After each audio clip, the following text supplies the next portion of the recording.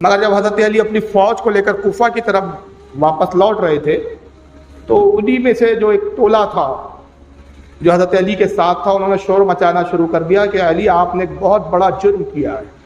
اور ان کے ساتھ بھی کچھ عالم تھے، جاہل قسم کے عالم تھے، وہ ہر طرح کے عالم ہوتے ہیں، یہ بھی یاد رکھیے آپ، صرف عالم ہونے سے عالم نہیں ہوتا، جاہل بھی عالم ہوتے ہیں، علماء سو بھی ہوتے ہیں، وہ جاہل عالم تھے۔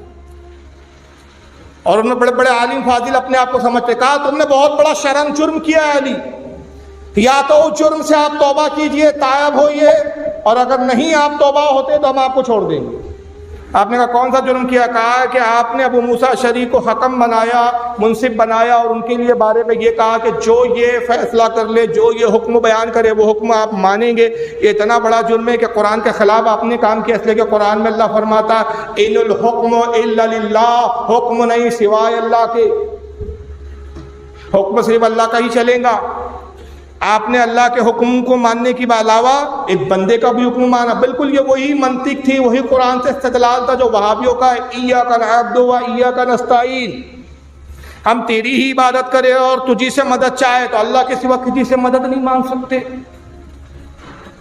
تو حضرت علی نے جب ان بیوقوفوں کی دلیل سنی، جیسے آج کا وہابی دلیل دیتا ہے کہ آیت کا مطلب کچھ ہے، مطلب کچھ نکال رہا ہے، تو آپ نے کہا کہ قرآن کی آیت تو حق ہے، مگر اس سے جو نتیجہ اور استدلال کیا جا رہا ہے وہ ناحق ہے۔ ابا خدا یہ کام کر کے نہ میں مشرک ہوا نہ کافر ہوا، اور یقیناً میں نے اللہ کے رسول سے سنا تھا کہ علی ایک قوم آئے گی تجھ سے اتنی محبت کرے گی، اتنی محبت کریں گی کہ تجھے خدا بنا دے گی، اور ایک قوم آئیں گی جو اتنی توہین کریں گی کہ تجھے کافر کہیں گی، وہ قوم تم ہی ہو۔ اور انہوں نے نعوذ باللہ علی کو کفر کا فتویٰ دے دیا۔ کس کو فتویٰ دیا کفر کا؟ حضرت علی باب العلم کو دیا، اور کہا علی تم کافر ہو گئے، تم سے جنگ کرنا ہم پر فرض ہو گیا ہے۔ اور یہ کہہ کر وہاں سے وہ ہٹ کے جانے لگے، اور پھر انہوں نے اپنا پرچار شروع کر دیا علی کے خلاف۔ یہ کوفہ، بصرہ، مدین، یہ سارے علاقوں میں پھیلنا شروع ہوئے، مکہ اور مدینہ تک آئے یہ لوگ، اور اپنے لوگوں کا اپنا عقیدہ پھیلانے لگے کہ علی کافر ہو گیا۔ قرآن میں ان الحکم الا للہ، ان الحکم الا، ان کا نعرہ ہی بن گیا، حکم نہیں سوائے اللہ کا، حکم نہیں سوائے اللہ کے۔ نوبت یہاں تک آ گئی کہ جو حضرت علی کو ایمان پر مانتا ہے اس پر بھی کفر کے فتوے لگا دیتے، اور یہ اتنے بڑھ گئے تعداد میں کہ مجبور ہو کے پھر حضرت علی کو ان کے خلاف جنگ کے لیے کھڑا ہونا پڑا، اور جنگ کا اعلان ہوا تو یہ بھی حضرت علی سے جنگ کرنے کے لیے انہوں نے اپنی فوجوں کو جمع کیا۔ جنگ نہروان واقع ہوئی، نہروان کر کے ایک میدان ہے جہاں جنگ ہوئی۔ جب نہروان کی جنگ کے لیے حضرت علی نکلتے تو ایک گرجا گھر کے قریب آپ پڑاؤ کرتے رات کے وقت۔ یہاں بھی پھر ایک واقعہ پیش آتا ہے، یہاں ایک پادری آتا ہے اور کہتا ہے کہ علی آپ سنا جنگ کے لیے جا رہے؟ کہا ہاں۔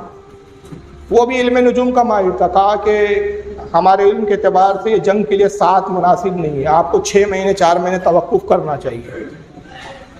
حضرت علی فرماتے نہیں، یہ تیرا باطل علم ہے جو تو بتا رہا ہے، لیکن خدا کی قسم میں نے رسول اللہ سے سنا کہ علی ایک وقت یہ آئے گا کہ تو خارجیوں سے لڑے گا جو تجھے کافر کہیں گے، اور جب تو جنگ لڑے گا اللہ ایسی کامیابی دے گا کہ ان میں سے 10 نہیں بچیں گے اور تمہارے میں سے 10 شہید نہیں ہوں گے،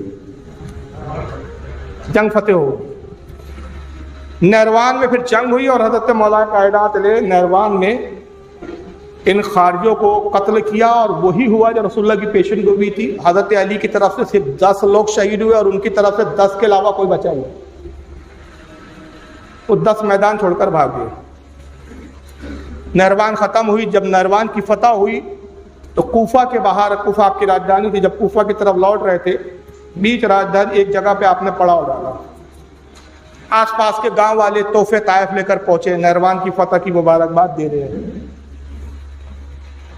اس میں عبد الرحمن ابن ملجم بھی آتا ہے، یہ حضرت علی کے ساتھ تب تک خارجیوں کے خلاف بھی لڑ رہا تھا، یہ مصر سے آیا تھا، اور یہ تھا کون؟ حضرت عثمان غنی کے قتل کے لیے آیا تھا، اسی بلوائیوں کے ٹولے میں تھا یہ عبد الرحمن ابن ملجم، حضرت عثمان غنی کے شہید کرنے والوں میں، لیکن یہ اس گروہ میں شامل نہیں تھا جو حجرے میں حضرت عثمان کے داخل ہوا تھا، لیکن آیا تھا مصر میں اسی ارادے سے کہ موقع پاؤں گا تو عثمان غنی کو شہید کروں۔ بعد میں عثمان غنی جب شہید ہو گیا اور اس نے جب دیکھا کہ حضرت علی کی تو ساری ہمدردیاں حضرت عثمان کے ساتھ ہے، حضرت علی جو ہے صاحب رو بھی رہے ہیں، ان کے جنازے بھی پڑھ رہے ہیں، ان کو دفن بھی کر رہے ہیں، حدیث سے محبت تھی، آیا اس نے کہا کہ علی آپ عثمان کو مسلمان مانتے؟ کہا بدبخت کیا تو مسلمان کو کافر سمجھتا ہے؟ ارے جس کے نکاح میں رسول کی 2 شہزادیاں ہو وہ کافر ہوگا کیا؟ نبی اپنی بیٹیوں کو کافر کو دیں گے؟ اس نے توبہ کی اور حضرت علی کے ساتھ ہو گیا، اور اس وقت سے یہ حضرت علی کے ساتھ تھا، جنگ جمل میں بھی علی کے ساتھ تھا، جنگ صفین میں بھی علی کے ساتھ تھا، جنگ نہروان میں بھی علی کے ساتھ تھا، 3 جنگوں میں حضرت علی کے ساتھ شریک رہا۔ مصر میں ایک بار اس نے بڑی قیمتی تلوار خریدی تھی اور اپنے ساتھ لے کے چلتا تھا، اس تلوار پہ کچھ نگ لگے ہوئے تھے، بڑی قیمتی تھی، اس کی سونے کی مونٹ تھی، سونے کا کام کیا ہوا تھا، اس پہ قیمتی نگ جڑے ہوئے تھے، بڑی قیمتی مہنگی تلوار تھی جو 1000 درہم میں اس نے خریدی تھی، اور وہ تلوار اپنے پاس رکھتا تھا، اور اس کا ارادہ تھا کہ میں ایک ایسے موقع پہ حضرت علی کو تلوار دوں گا جب بہت زیادہ خوشی کا موقع ہوگا، اور جب کوئی تحفے دیے جا رہے ہوں گے تو میں جب یہ تحفہ دوں گا تو میرے تحفے سے زیادہ قیمتی کوئی تحفہ ہوگا ہی۔ تو اس نے خیال کیا کہ آج نہروان کی فتح ہوئی ہے اور اللہ نے ایسی عظیم الشان فتح دی حضرت علی کو کہ حضرت علی کی اس فوج میں صرف 10 لوگ شہید ہوئے اور ان کی طرف سے 10 کے علاوہ کوئی بچا ہی نہیں، سب مارے گئے۔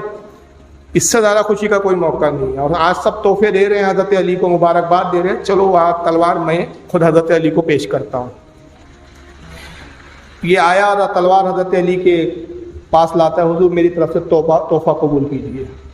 مولا کائنات نے تلوار لی، میان سے نکالی، ہاتھ میں لے کے اس کو تھوڑا ہوا میں لہرایا، وہ اس کا بیلنس دیکھ رہے، تلوار کا بیلنس دیکھا جاتا تھا، اس کی پکڑ کیسی ہے، مضبوط ہے نہیں، چلنے میں کیسی ہے، تھوڑا سا لہرایا، اس کی نقاشی کو دیکھا، نگوں کو دیکھا، نگوں کی رونق کو اور چمک کو دیکھا، پھر بیان میں رکھا کہ تلوار بڑی قیمتی ہے، تحفہ بڑا قیمتی ہے، لیکن عبد الرحمن تو اسے اپنے پاس رکھ، خدا کی قسم عنقریب تو اسی تلوار سے مجھے شہید کرے گا۔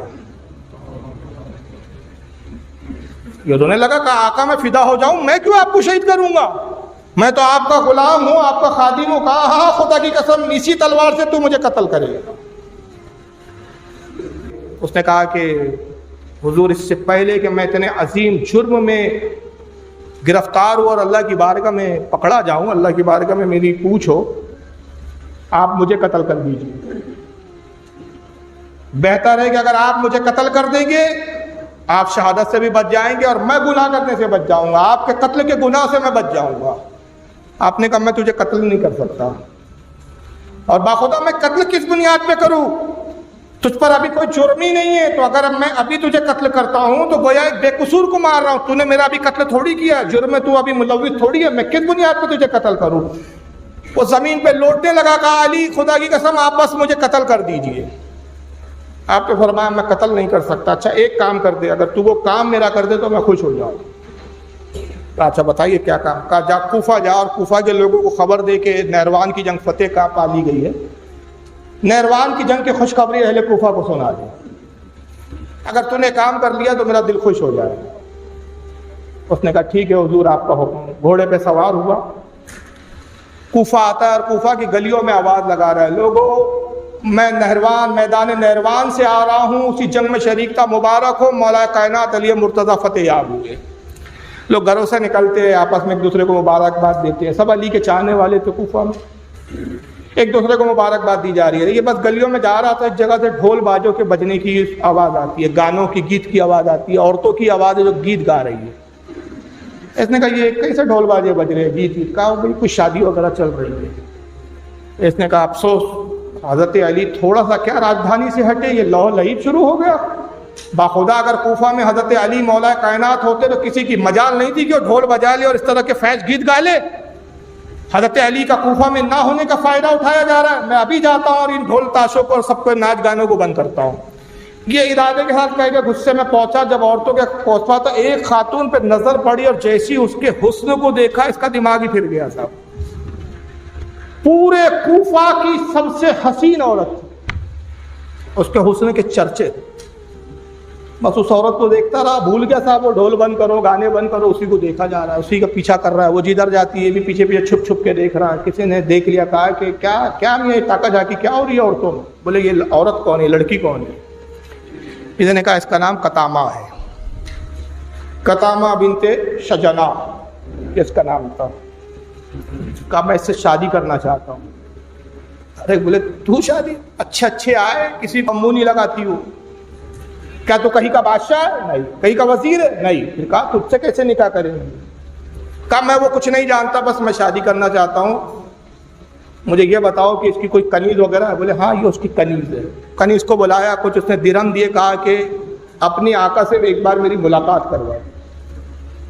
کنیز نے رقم لی اور کہا کہ ٹھیک ہے میں ایک جگہ بلواتی ہوں کسی بہانے سے, آپ اس وقت آ جانا, میں اشارہ کروں گی.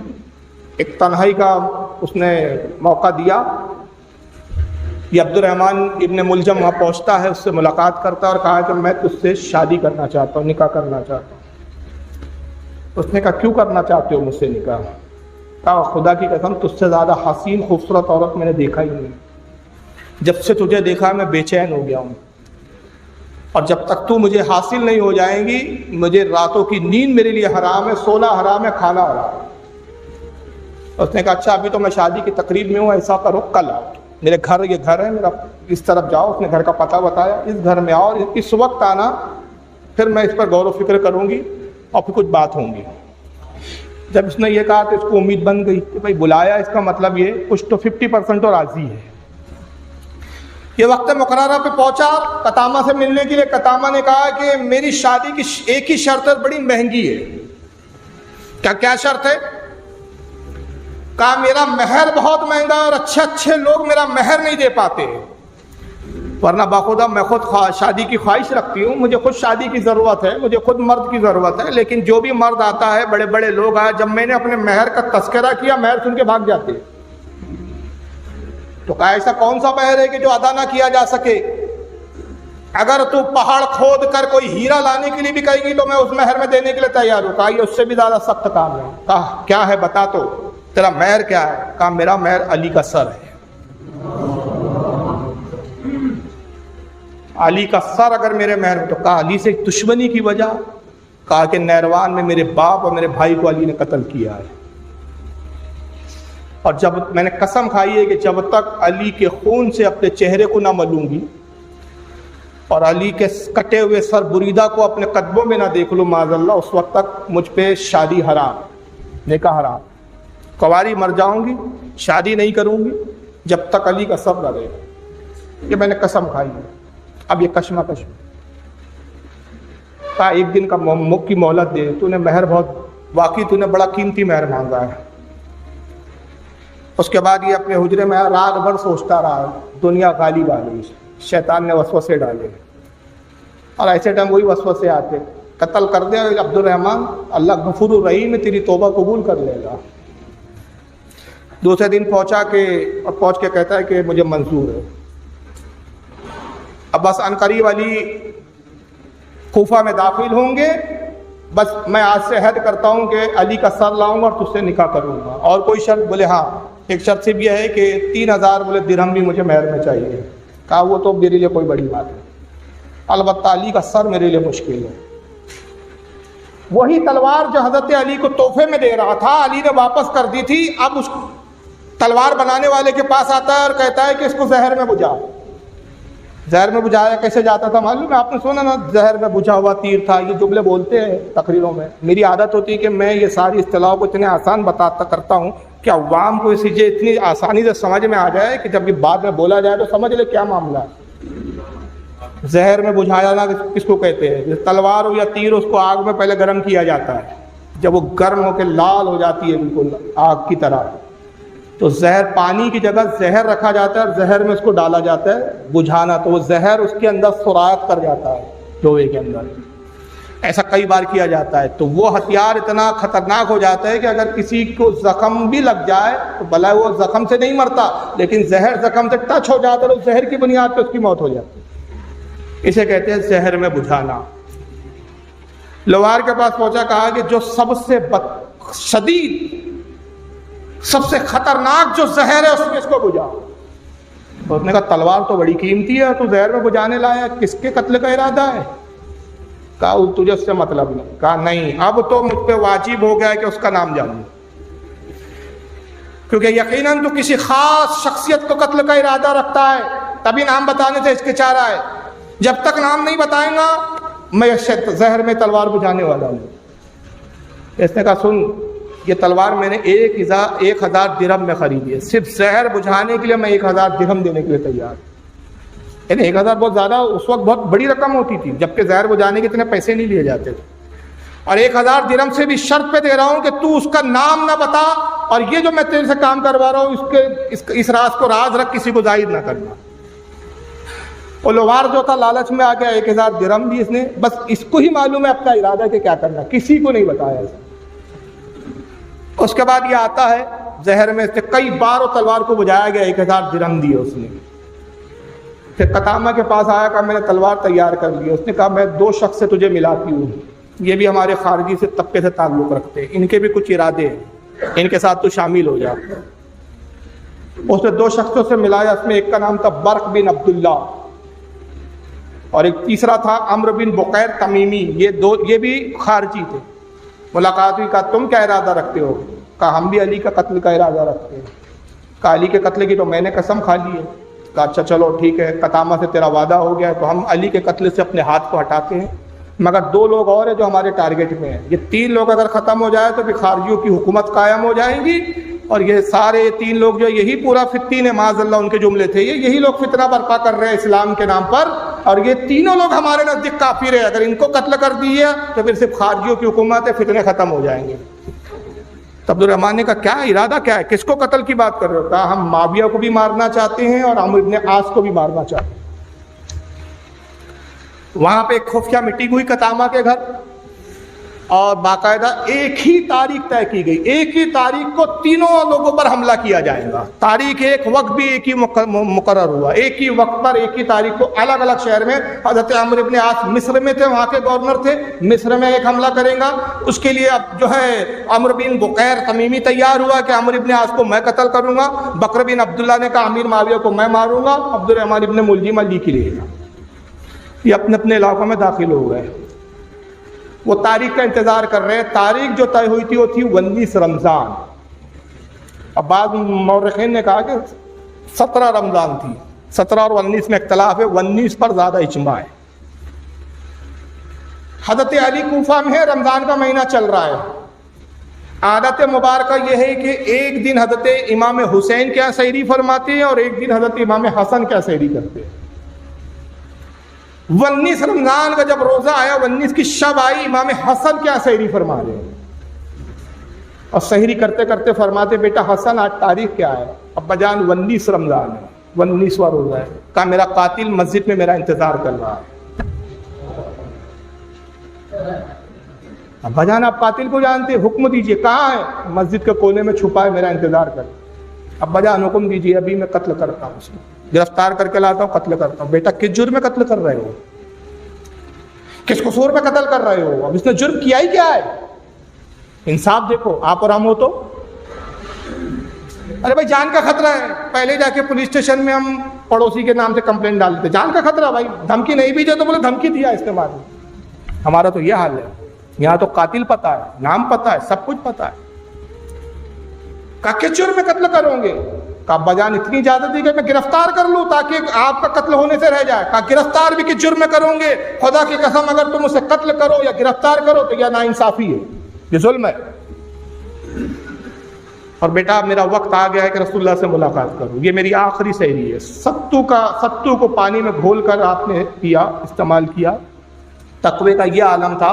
اس پہ بات یاد آ گئی کہ ایک صحابی رسول اللہ کہتے ہیں کہ میں کوفہ میں ایک مرتبہ آیا تو رمضان کا مہینہ تھا، علی کے ساتھ سحری کا اتفاق ہو گیا. سحری کی بات چیت کرتا رہا، رات گزرتے رہی، سحری کا وقت ہو گیا. حضرت علی نے کہا کہ اب سحری کا وقت ہو گیا، تم میرے ساتھ سحری کر کے جاؤ. کہا حضور ذی نصیب، مولا کائنات کے ساتھ سحری کرنے کا موقع، کیا کہنے بھائی. آپ نے کہا جاؤ فلاں طاق میں کوٹی رکھی ہے، اس میں سحری کا میرا کچھ سامان ہے، وہ لے آؤ. وہ کہتے میں گیا تو ایک صندوق تھا، اس پہ تالا لگا ہوا تھا. صندوق میں تالا لگا، چھوٹا سا صندوق تھا. لایا انہوں نے، علی نے چابی نکالی اپنے جھبے میں سے، کہا اسے کھولو. تو اب یہ سوچ رہے بڑا قیمتی کھانا ہوگا بھائی، جو تالے میں رکھا گیا ہے، بڑا قیمتی کھانا ہوگا. جب کھولا تو کیا تھے؟ ستو تھے. ستو سمجھتے ہیں آپ کیا ہوتا ہے؟ ستو تو کھاتے بھی ہیں، پیس کے اناج کو بنا لیتے. دیکھا ستو یہ تو بہت معمولی چیز ہے, بہت سستی چیزیں ملتی ہے, یہ تو عام ملتی ہے, سستے غریب مسکین لوگ کھاتے ہیں ستو. کہا مولا میں قربان ہو جاؤں آپ پہ میرے آقا, یہ تو اتنی قیمتی چیز نہیں ہے کہ آپ نے تالا لگایا. کہا ہاں قیمتی نے تالا اس لیے لگا دیا کہ میں تالا نہیں لگاتا ہوں تو حسن اس میں گھی ملا دیتا ہے اور میں گھی کو استعمال نہیں کرتا. کہ رسول اللہ نے پوچھ لیا کہ تو نے ستو میں گھی ملایا تھا, دو چیزوں کو ملا کر کھایا, تو رسول کو کیا جواب دیا؟ ایک وقت میں ایک ہی چیز کھائیں گے بس. وہی حضرت عمر کو نصیحت کی تھی. یہ عیب پایا ہے میں نے آپ نے کہ ایک دسترخوان پہ 2 سالن, اس لیے تالے لگا دیے جا رہے ہیں. بتائیے کیا لوگ تھے یار, کہاں سے مثالیں لائے آپ. ستو کی سحری ہوئی اور اس کے بعد جب آپ اٹھے فجر کی اذان ہوئی تو بداخیں تھی, امام حسن نے کچھ بداخیں پال رکھی تھی, تو وہ بیچ بیچ میں پیروں میں آ رہی ہے, گویا زبان حال سے کہہ رہی ہے کہ اے مولا کائنات اب مت جائیے. آپ کہتے بیٹا حسن ان بداخوں کو تم نے آج کھلا کیوں چھوڑ دیا ہے, ان کو بند کر دو ان کے دڑبوں میں, یہ مجھے جانے نہیں دیتی. کیونکہ موت کے ملک الموت کو اور فرشتے کو جنات اور انسانوں کے علاوہ دنیا کی ہر مخلوق دیکھتی ہے. یہ ملک الموت کو دیکھ رہے جو میرے انتظار میں, ان کو دڑبے میں باندھو, یہ پیروں پہ آتی ہے. وہ لوٹتی تھی بداخیں, گویا کہہ رہی ہے کہ آپ مت جائیے. امام حسن کہتے ابا جان میں آپ کے ساتھ چلتا ہوں. کہا بیٹا نہیں, اجازت نہیں, میں تنہا جاؤں گا. 2 روایتیں ہیں کہ آپ مسجد میں داخل ہوئے, اذان ہوئی تھی, ابھی نماز نہیں ہوئی تھی, سنتیں پڑھ کے ابھی صرف آپ جا نماز پہ بیٹھے تھے مصلی پہ, یہ محراب کے کونے میں پردہ تھا وہاں چھپا تھا, آیا پیشانی پہ اس نے تلوار کا وار کیا. اور دوسری روایت ہے کہ آپ سیڑھیاں چڑھ رہے تھے جامع مسجد کی کوفہ کی, سیڑھیوں سے بیچ سے وہ نکلا اور وار کیا. وار کر کے بس بھاگنا چاہتا تھا کہ پیچھے سے کچھ اصحاب آ رہے تھے نماز کے لیے, انہوں نے بس اس دور سے منظر دیکھ لیا کہ اس نے مولا علی کے سر پہ وار کیا, بھاگا. وہ گئے, اس میں ایک صحابی نے اس کے اوپر چادر ڈال دی, اور چادر ڈالی تو اس کو کچھ دکھا نہیں, سوجا نہیں, اس کو زور سے پکڑ لیا. دوسرے صحابی ان کی مدد کے لیے آئے, انہوں نے اس کو پکڑ لیا, پھر ہاتھ پیر باندھ لیے گئے اس کے. اور ادھر حضرت علی زخمی کے پیشانی سے خون کا فوارہ نکلا, خون بہنے لگا, پورا چہرہ اور داڑھی سرخ ہو گئی. امام حسن پیچھے پیچھے چل ہی رہے تھے, حالانکہ منع کر دیا تھا لیکن کچھ فاصلے پہ آپ آ رہے تھے. زخمی حالت میں ابا کو دیکھا, والد کو دیکھا, دوڑے قریب پہنچے, گر رہے تھے, سہارا دیا تو زبان سے آپ کے جملہ نکلتا ہے فزت برب الکعبہ, قسم رب کعبہ کی میں کامیاب ہو گیا. امام حسن لے کر آئے, کچھ ساتھیوں نے سہارا دیا, زخمی حالت میں لایا گیا. حضرت امام حسن عرض کرتے ابا جان وہ کون سا موقع تھا فزت برب الکعبہ کہنے کا, آپ کس بات پہ کامیاب ہو گئے؟ آپ کو جو زخم لگائے گئے, آپ کی جو شہادت کا ارادہ کیا گیا, آپ کامیاب کیسے ہو گئے؟ کہا بیٹا سنو حسن, مکہ کا واقعہ ہے کہ میں شدید بیمار تھا اور اس وقت میں بہت کم عمر تھا, جوانی اور شباب کا عالم تھا. میرا نکاح تمہاری والدہ فاطمہ سے نہیں ہوا تھا اس وقت, نبی نے اپنی شہزادی میرے نکاح میں نہیں دی تھی. بہت تیز بخار تھا, میں بڑا سخت علیل تھا. رسول اللہ صلی اللہ علیہ وسلم کو خبر ہوئی کہ میں بیمار ہوں, سخت علیل ہوں, سرکار عیادت کے لیے آئے. اور آنے کے بعد اللہ کے نبی میری مجاز پرسی کرنے لگے. میں نے عرض کیا یا رسول اللہ یہ اتنا تیز بخار ہے, اتنی سخت بیماری اور مرض ہے کہ مجھے گمان ہوتا ہے کہ اب بس اسی بیماری میں انتقال کر جاؤں گا. آقا نے کہا علی ابھی تم جیو گے, تم سے اولادیں بھی ہوں گی, اور تم اس وقت شہید کیے جاؤ گے جب تمہاری داڑھی خون سے رنگین کر دی جائے گی. آج یہ ابن ملجم نے تلوار ماری, داڑھی رنگین ہوئی. یہ وہی موقع ہے جس کی پیشن گوئی حسن تمہارے نانا نے کی تھی. اللہ کے رسول نے سچ فرمایا. پھر فرمایا میرے قاتل کو لایا جائے. اتنے میں کچھ طبیب حکیم بلایا گیا کہ زخموں کی کچھ مرہم پٹی ہو. وار تو ایک ہی کیا تھا اس نے, مگر چونکہ کئی بار تلوار زہر میں بجائی گئی تھی, زہر کا اثر بدن میں جانا شروع ہو گیا. طبیب آیا, اس نے کہا کہ زخم تو اتنا نہیں ہے کہ زخم سے علی باہر نہ آ سکے, لیکن جو زہر استعمال کیا گیا اس وار میں, اس تلوار میں, وہ اپنا اثر دکھا رہا ہے, اور اس زہر کی کاٹ ہمارے پاس نہیں ہے. ہاں بس ایک تدبیر ہے کہ دودھ پلاؤ, جس قدر بھی علی کو دودھ پلا سکتے ہو پلاؤ. یہی زہر کی ایک حد تک کاٹ ہے. دودھ کا پیالہ پیش کیا گیا, آپ نے فرمایا میرے قاتل کو پیش کرو. حضرت امام تمیری رحمۃ اللہ علیہ حیات الحیوان میں فرماتے جب عبد الرحمن کو لایا گیا سامنے اور اسی وقت دودھ کا پیالہ پیش ہوا. آپ نے کہا پہلے اس کو دودھ پلاؤ کہ اس نے جو حملہ کیا یہ چھپا رہا, دوڑا, بھاگا, اس کو پکڑا گیا, یہ جو جدوجہد کی اس میں تھک گیا ہے, اس کی تھکاوٹ کو دور ہو جائے, پہلے اسے دودھ پلاؤ.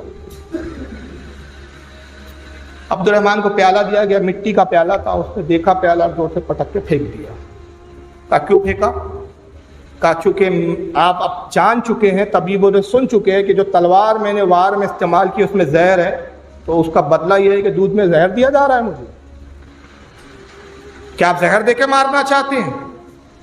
آپ نے فرمایا خدا کی قسم, کیا تو ہم پہ اتنی بدگمانی کرتا ہے کہ ہم اہل بیت, میں علی ہو کر قسم خدا کی میں نے تو اپنے دشمن پہ کبھی پیٹھ پہ وار نہیں کیا. میں نے تو میدان جنگ میں کبھی موقع ہونے کے باوجود بھی کسی دشمن پہ پیٹھ پہ وار نہیں کیا. جب بھی دشمن کو مارا ہے سامنے سے مارا ہے, حتیٰ کہ اگر اس کی تلوار ٹوٹ گئی تو میں نے اس کو امان دے دی ہے. تو میں اپنے قاتل اور اپنے دشمن کے ساتھ اس وقت ایسا کیوں سلوک کر سکتا ہوں جبکہ میں موت کے قریب ہوں؟ قسم رب واحد کی, قسم وحدہ لا شریک کی, جب تجھے میں نے دودھ دیا میں نے دل میں ارادہ کر لیا تھا کہ اگر تو یہ دودھ پی لے تو تو میرا مہمان ہو جائے گا, تو میں اللہ کی بارگاہ میں تیرے اس گناہ کی معافی کے لیے دعا کروں گا, اس لیے کہ تو نے قتل کر کے تلوار کا وار کر کے مجھے شہادت کے مقام سے سرفراز کیا ہے. یہ سعادت تیری وجہ سے مجھے ملی ہے. اس سعادت کا بدلہ یہ ہے کہ میں نے ارادہ کیا کہ اگر تو دودھ پی لے تو تو میرا مہمان ہو جائے گا. تو میں دعا کروں مولا یہ میرا مہمان ہو گیا ہے, میرا رزق کھایا ہے. رب کائنات مجھے حیا آتی ہے کہ جو میرے گھر کا رزق استعمال کرے وہ جہنم میں جائے. لیکن افسوس کہ تو نے اپنی جنت کو خود اپنے ہاتھوں سے ٹھکرا دیا. یعنی کیا, میں جملے نہیں ملتے یار. میری پرابلم یہ ہے کہ ایسے وقت میں مجھے جملے, میں خود جذباتی ہو جاتا ہوں. میں روایتی تقریر نہیں کرتا رٹی رٹائی. کیسا آپ تصور کیجئے کہ جس نے قتل کیا ہے, جس نے وار کیا ہے, جس کے بارے میں اس وقت بھی دودھ پلایا جا رہا ہے, اس کے مہمان, اس کی بخشش کی فکر کی جا رہی ہے.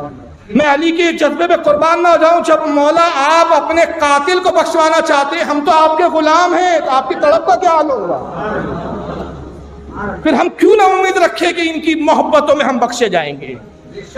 وہ منوس فرقہ ہے جو کہتا ہے کہ اعمال کام آئیں گے. بدبخت تیری نمازیں کیا کام آئیں گی؟ بے کام آنے والی ہے تو یہ محبتیں کام آنے والی ہے.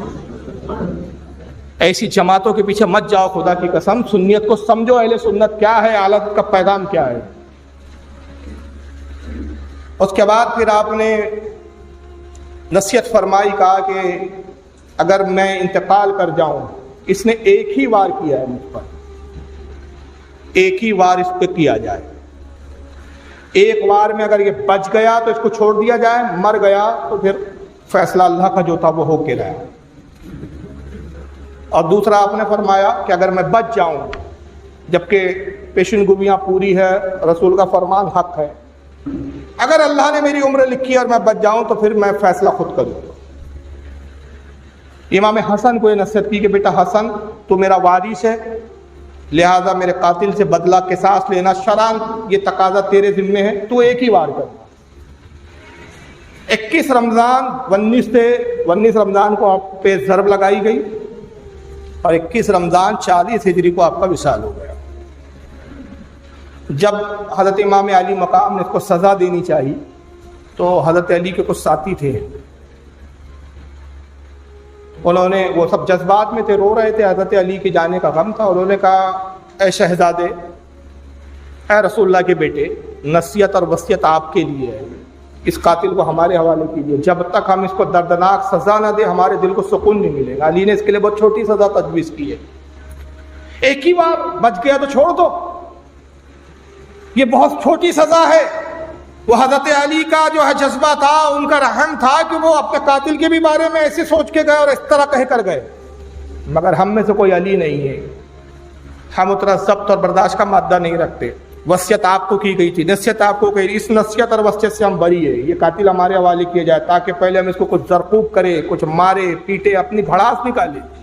حضرت امام حسن نے منع کیا لیکن وہ ضد پر آ گئے. کہا اے شہزادے جب تک ہم یہ نہ کر لیں گے ہمارے دل کو سکون نہیں ملے گا. آپ نے کہا اچھا ٹھیک ہے, تھوڑا بہت زرقوب کر لو, مگر اتنا نہ کرنا کہ یہ جان سے چلے جائے. امام دمیری رحمۃ اللہ علیہ حیات الحیوان میں روایت لائے, میں پڑھا تو بڑا حیران ہو گیا تھا. بہت بڑے امام ہیں جن کے حوالے اعلیٰ حضرت تک دیتے فتح رضویہ میں. 800 ہجری کے غالباً یہ. امام دمیری کہتے ہیں کہ حضرت علی کے ساتھیوں نے اس کے ناخون کھینچ کے نکالنے لگے تو یہ ہنس رہا تھا, مسکرا رہا تھا. تکلیف ہو رہی ہوں گی اس کو, لیکن وہ ہنس رہا تھا, مسکرا رہا تھا. اس کی انگلیاں کاٹی انہوں نے, مسکرانے لگا. وہ پیر کی انگلیاں کاٹی, ہنستا رہا, کہہ لگاتا رہا. سب حیران ہے کہ اس کی ہم انگلی کاٹ رہے ہیں, ناخن کھینچ رہے ہیں, پیر کی انگلیاں کاٹ رہے ہیں. اس کے کان کاٹے, وہ ہنستا رہا. ناک کاٹ دی, ہنستا رہا. حیران ہو گئی کیسا شخص ہے کہ اس کو تکلیف نہیں ہو رہی ہے. کسی نے کہا اس کی زبان کھینچو اور زبان کاٹو. جب زبان کھینچنے کی بات کی تو چلانے لگا, خدا کی قسم میری زبان نہ کاٹو, تم گردن کاٹ لو, میری زبان نہ کاٹنا. حیران ہو گئے, کہا کیا بات ہے, تو اپنی زبان کو کیوں نہیں کٹوانا چاہتا؟ کہا کہ میں اس لیے ہنس رہا کہ تم جن اعضاء کو کاٹ رہے ہو کاٹ لو, مجھے ان سے کوئی غرض نہیں, مگر یہ وہ میری زبان ہے جو کبھی ذکر اللہ سے غافل نہیں رہتی, ہر وقت ذکر اللہ کرتی ہے. تم تکلیف دے رہے تھے, میری زبان پہ ذکر اللہ جاری تھا. اگر تم نے زبان کاٹ لیا تو میں ذکر اللہ سے محروم رہ جاؤں گا, اس لیے زبان نہ کاٹو. علامہ دمیری کہتے ہیں کہ عزیز غور کر, یہ حضرت علی کا قاتل عبادت و ریاضتوں کا یہ حال ہے کہ علی کو قتل کرنے کے بعد بھی ذکر اللہ کر رہا ہے, تو سمجھتا جنت مل جائے گی اس کو. تو پتہ چلا کہ ہر عبادت گزار, ہر عابد ایمان پر ہو ضروری نہیں ہوتا. عبادت دیکھ کے متاثر مت ہوا کرو کسی کی. بہت چلے کرتے بڑے متقی ہے, ایک وقت کی نماز نہیں چھوڑتے بڑے متقی ہے, بڑے اچھے نرمی سے بات کرتے بڑے متقی ہے, بڑے لوگوں کو دیتے خیرات صدقات کرتے بڑے متقی ہے. جی نہیں, یہ سب بعد میں, پہلے دیکھو سنی ہے کہ نہیں, مسلمان ہے کہ نہیں, عشق رسول ہے یا نہیں, محبت اہل بیت ہے یا نہیں, صحابہ کا ادب و احترام ہے یا نہیں. یہ ہے تو ہمارا ہے, اور اگر یہ نہیں باقی سب کچھ ہے تو پھر خالی پٹا رہا ہے, کچھ نہیں.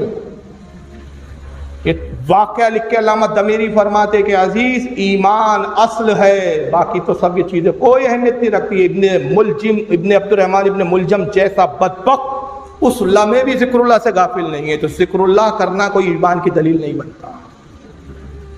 اس لیے آج ایمان اور اہل ایمان کو پہچاننے کی ضرورت ہے.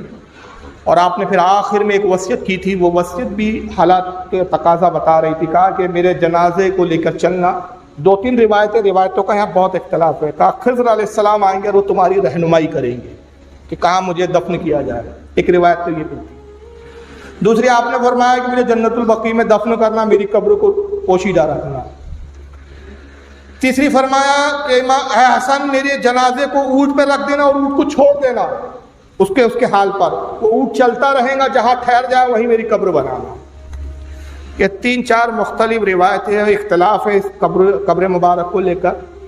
البتہ آج جو نجف اشرف میں قبر آپ کی بتائی جاتی ہے وہ بھی ایک بزرگ کے کشف پر مبنی ہے, تحقیق نہیں ہے اس کی, مگر اس پر امت کا ایک حد تک اتفاق اور اجماع ہو چکا ہے کہ وہ حضرت علی کی ہی قبر ہے. اور واقعہ یہ ہے کہ یہ رات میں لے جا, وجہ یہ تھی قبر کو پوشیدہ رکھنے کی. آپ نے فرمایا مجھے اندیشہ ہے کہ کہیں ایسا نہ ہو کہ خارجی میری قبر کو شک کرے, کھولے اور میرے جسم کو نکال کر میرے جسم کے ساتھ بے حرمتی کرے. یہ آپ کو مطلب گمان تھا. کہا کہ یہ میرے جسم کے ساتھ بے حرمتی ہو سکتی ہے, لہٰذا میری قبر کو پوشیدہ رکھنا. یہاں سے ایک عقیدہ بھی پتہ چل گیا, علی نے بتا دیا کہ قبروں کی بے حرمتی کون کرتے ہیں؟ خارجی. اب یہ مت دیکھو حرم کا انتظام کرتے, یہ بھی دیکھو جنت البقیع اجاڑا کس نے ہے. اب یہ مت دیکھو جھبا پہن کے مدینے میں کھجورے بانٹتے پھرتے ہیں, اور جب سنی عالم کہتے ہیں نماز نہ پڑھو ان کے پیچھے وہابی ہے, بدبودار ہے. واہ صاحب کیسے وہابی ہو سکتے, مدینے میں رہتے, اللہ نے ان کو مدینے جیسی جگہ دی. تو عبد الرحمن اور یہ سارے جو تھے, فیروز لولو جس نے حضرت عمر کو شہید کیا, جس نے حضرت ابو بکر کو زہر دیا, اور جس نے جو ہے کیا کہتے ہیں رسول اللہ کو تکلیفیں دی, ابو جہل ابو لہب, یہ کہاں کے تھے؟ کہ ہندوستان کے تھے کہ یہ لوگ انڈیا میں رہتے تھے کہ یہ لوگ؟ ابے یہ بھی عرب میں تھے. ان میں سے بعض کفار تو جنت المعلا میں دفن ہے, بعض کفار تو جنت البقیع میں دفن ہے, مگر جائیں گے جہنم میں ہی. تو جگہوں کی بنیادوں پر ایمان کے فیصلے نہیں ہوتے. یہ بھائی جگہ کے خادم ہے, اس جگہ اللہ نے ان کو خدمت دی. آقا صلی اللہ علیہ وسلم کی حدیث ہے, واضح حدیث ہے, صریح حدیث ہے, صحیح الاسناد حدیث ہے. آقا کہتے ہیں اللہ تعالیٰ قرب قیامت دین کا کام ان لوگوں سے بھی لے لے گا جن کا دین میں کوئی لینا دینا حصہ ہی نہیں ہوگا. لیکن دین کا کام لے لیں گے اللہ سے، لیکن وہ خود دین میں نہیں ہوں گے۔ آج ان سے کام لیا جا رہا ہے لیکن یہ دین میں نہیں ہے۔ تو یہ عقیدے ہمارے بزرگوں نے بتا دیے، فرمایا کہ میری قبر کی بے حرمتی کی جائے گی، اور بتا دیا کہ جو قبروں کو کھود دیتے ہیں، قبروں کی بے حرمتیاں کرتے ہیں، لاشوں کو نکال کے بے حرمتیاں کرتے ہیں، یہ عقیدہ رکھنے والے خارجی ہوا کرتے ہیں، خارجی فطرت ہوتے ہیں۔ خلیفہ ہارون رشید کا جب زمانہ آیا تو خلیفہ ہارون رشید شکار کے لیے نکلتے ہیں، قبر مبارک روپوش رہی، اہل بیت نے کسی پہ ظاہر نہیں کیا۔ روایتوں میں صرف اتنا آتا ہے کہ بعض اوقات امام حسن جاتے تھے، تنہا جاتے تھے، کسی کو بتاتے نہیں تھے۔ پھر امام حسین کچھ وقت گئے، پھر امام زین العابدین گئے، دور چلتا رہا، اہل بیت کے افراد قبر پہ جاتے رہے لیکن وہ قبر کسی پہ ظاہر کیا نہیں، حتیٰ کہ خلیفہ ہارون رشید کا دور آیا۔ خلیفہ ہارون رشید شکار کے لیے نکلتے ہیں، ایک ہرن کا پیچھا کرتے، ایک جگہ جا کے ہرن رک جاتا، آگے بھاگتا نہیں۔ ان کو بڑی حیرانی ہوئی کہ یہ ابھی بھاگ رہا تھا، میرے ہاتھ میں تیر کمان ہے، کیا اس ہرن کو اتنا خیال نہیں کہ یہ رک گیا ہے تو میں اس کو مار دوں گا؟ پھر انہوں نے گھوڑا جب آگے بڑھایا تو گھوڑا بھی آگے بڑھنے کے لیے تیار نہیں۔ انہوں نے بہت کوشش کی خلیفہ ہارون رشید نے، لیکن گھوڑا آگے نہیں بڑھا۔ جب الٹی سمت میں گھوڑے کو رخ کرتے تھے گھوڑا چل پڑتا تھا، مگر اس سمت جب لے جانا چاہتے گھوڑا آگے نہیں بڑھتا، اور وہ ہرن ٹھہرا ہوا ہے۔ آپ کو لگا کچھ تو ہے۔ اس زمانے کے ایک بہت مشہور معروف بزرگ تھے، تاریخ میں ان کا کچھ نام بھی آیا ہے، ان کے پاس گئے، ان کو بہت مانتے تھے ہارون رشید کا، آپ یہاں تشریف لائیے، ان کو لے کر آئے اور کہا ذرا دیکھیے معاملہ کیا ہے۔ پھر انہوں نے کشف کیا، صاحب کشف بزرگ تھے، انہوں نے کہا یہ جگہ جہاں پہ تم ہرن کو کھڑا ہوا رکا ہوا دیکھ رہے ہو، گھوڑا آگے نہیں بڑھ رہا ہے، یہ مولا کائنات کی مزار اقدس ہے۔ سب سے پہلا روزہ خلیفہ ہارون رشید نے بنایا، وہاں سے پھر شہرت ہوئی کہ حضرت علی کی قبر ہے۔ پھر اور بھی بزرگان دین نے کشف کے ذریعے واضح کیا کہ ہاں یہ علی حضرت مولا کائنات کی ہی مزار ہے۔ اور پھر دھیرے دھیرے علماء کے اتفاق ہوتے رہے، ہر آنے والے بادشاہ نے اس میں تعمیرات کی، گنبد بنائے، مزار کو سجایا، موجہ شریف بنایا، اور آج پوری دنیا میں، صرف عرب میں نہیں، پوری دنیا میں سب سے زیادہ سونا جس کی مزار پہ لگا ہوا ہے وہ حضرت علی رضی اللہ تعالیٰ عنہ کی مزار، 40 ٹن سونا لگا ہوا ہے۔ اتنا سونا کسی کی مزار پہ نہیں ہے۔ نجف اشرف میں آپ کی مزار بتائی جاتی ہے اور وہاں مدفون ہے، آج بھی وہاں سے فیض جاری ہے۔ یہ مولا کائنات کا تذکرہ تھا۔ اللہ تعالی ہم سب کو علی کا وفادار بنائے اور بروز قیامت علی کے ساتھ ہمارا حشر فرمائے۔ وما علینا الا البلاغ۔